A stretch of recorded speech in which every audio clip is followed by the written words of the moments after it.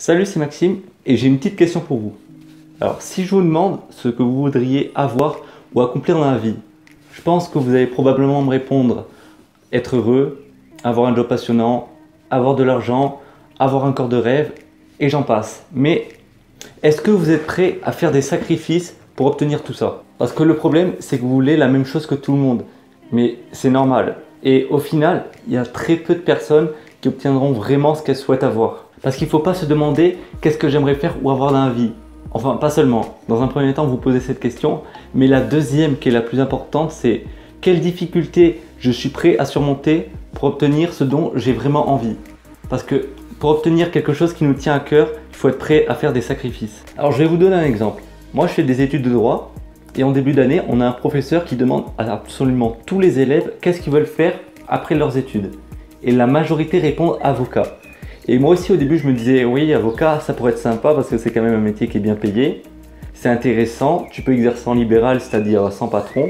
Et c'est bien vu dans la société, c'est un métier haut placé. Donc je comprends vraiment pourquoi autant d'élèves veulent devenir avocat. Mais notre prof nous a dit, parmi toute votre promo, donc c'est une petite fac, on doit être environ 200, il n'y en a que 2 ou 3 qui vont finir avocat.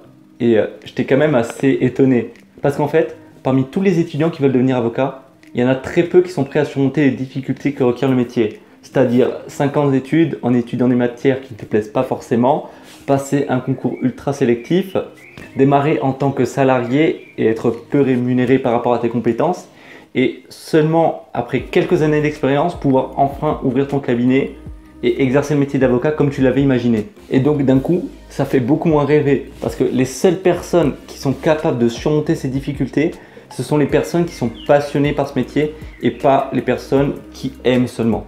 Donc je vais vous donner un autre exemple. J'aimerais vraiment devenir très bon à la guitare. Et la question que je vais me poser c'est, est-ce que je suis prêt à surmonter les difficultés que ça me demande?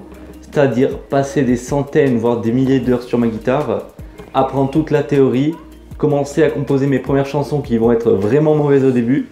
Est-ce que je suis vraiment prêt à surmonter tout ça? Totalement. Bon, je vais reposer ma guitare. Et j'aimerais aussi devenir énorme et sec, c'est-à-dire prendre du muscle.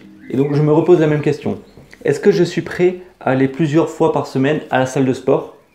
Est-ce que je suis prêt à changer mon régime alimentaire en mangeant sain et en bonne quantité? Et surtout, est-ce que je suis prêt à manger du riz d'Inde 3 fois par jour?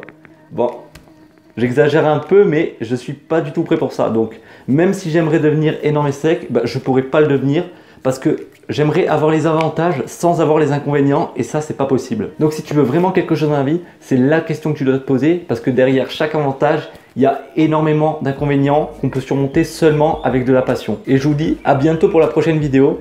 Alors, j'ai pas encore établi de rythme. Je ne sais pas si je veux publier tous les jours, tous les 2 jours, tous les 3 jours.